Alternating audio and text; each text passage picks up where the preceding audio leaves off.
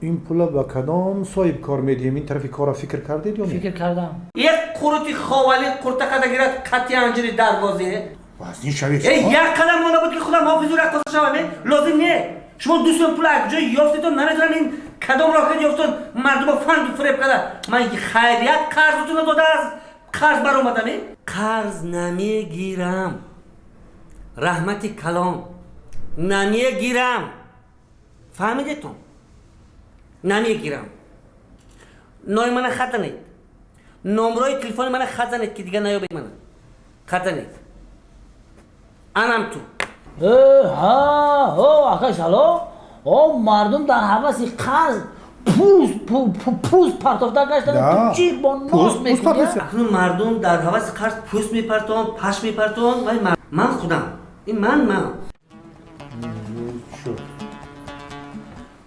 خب محاسب پولی از بالا جدا شده به سر حسابی ما در اومد یا نه؟ داخل شد.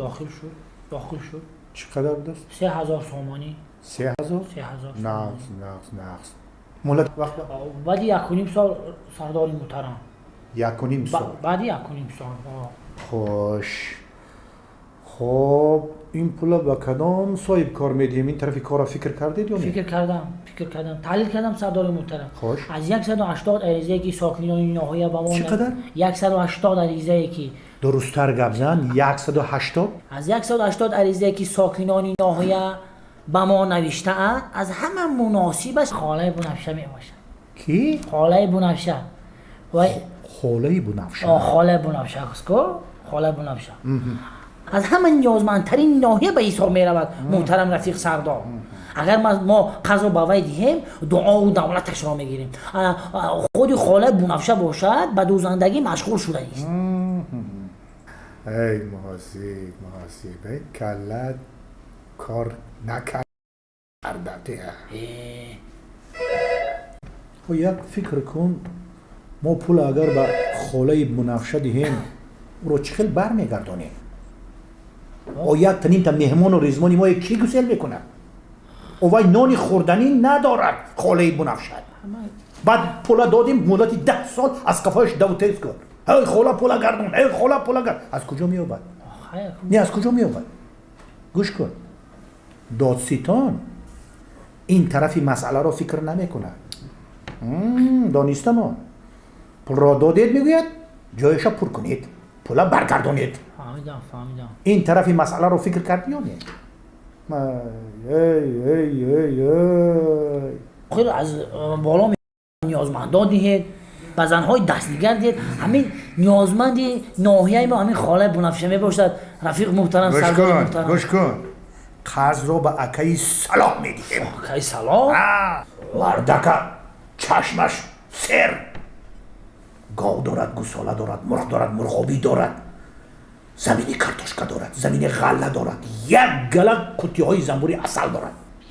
فراموش نکن که هر پگاهی یک پیاله اصلش پقاس زده میخوری. نکردم فراموش نکردم. صلاح به میدیم.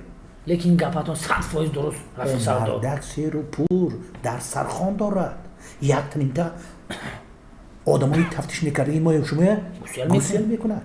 من صلاح جیغ زدگی دیرم با اومدن یکی صلاح یعنی کمی اکای صلاح با میتیم. اکای صلاح خوبش داشت فرستاد. یعنی تسته برامت اکای صلاح برامت. بیاید اکی صلاح بیاید. السلام علیکم.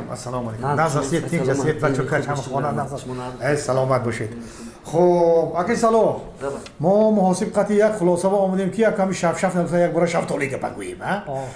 هر دو ما محاسب قطعی یک خلاصه با آمدیم که شما برای رواج کارهای خواجگیتان با مهلت 1.5 سال 3000 سومانی قرضی بفایز دیم.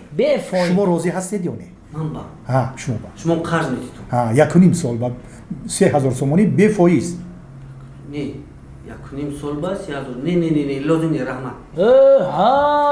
اکای سلام. مردم در حواس قرض پوست پرتافته گشتن. تو چی با ناس میکنی؟ اکنون مردم در حواس قرض پوست میپرتون، پش میپرتون و من خودم. این من ولی برای خودت جا میگیرم. اکای سلام. نه رحمت. اکای تیز نشوید. مگر قرضی بی فایز گرفتن ضرر دارد آدم با؟ نه ضرر نداره دو. خب چون نمیگیرید؟ چگویم که گفتنم نگفتنم بهتر است. خوش. ولی قرض شما دادگی من جانم به حلقم آورد. نه آورد. جانم به حلقم آوردتون.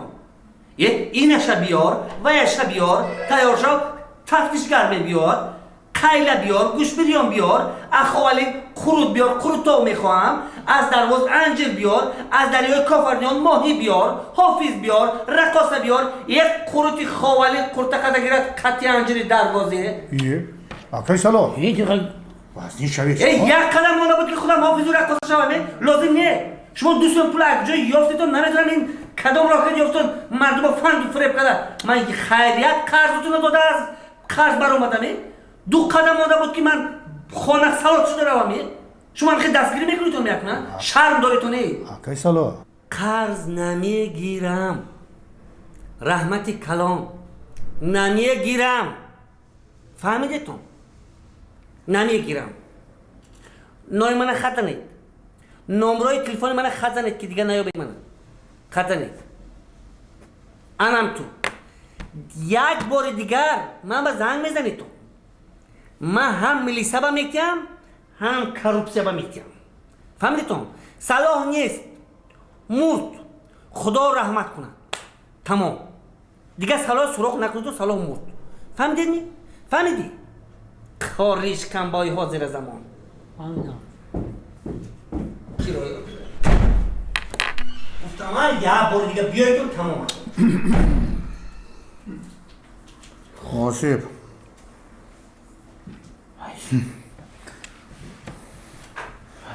سری زلفی تو نشد سری زلفی دیگری گفتند. قرضه صلاح بمیده گب یک تا خوش. ولی قرض شما دادگی من جانم به حلقم آورد. نه آورد. جانم به حلقم آوردتون. اینش بیار و یش بیار تیار شو تفتیشگر بیار قیله بیار گوش بریان بیار اخوالی قرود بیار قرود تو میخواهم از درواز انجیر بیار از دریای کافرنیان ماهی بیار حافظ بیار رقاصه بیار یک قروتی خوالی قرتقه گیرد قطی انجیر دروازه. اکای سلام. وزنی شوید. یک قدم مانده بود که خودم حافظ و رقاصه شوم لازم نه. شما دوستان پول اگجا یافتیتون نمیدونم این کدام راه که یافتون مردم فند و فریب کرده. من خیریت قرضتون رو داده از قرض بر اومدم. دو قدم مانده بود که من خانه سالات شده روم. شما هم خیلی دستگیری میکنیتون میکنن شرم داریتون. اکای سلام. قرض نمیگیرم.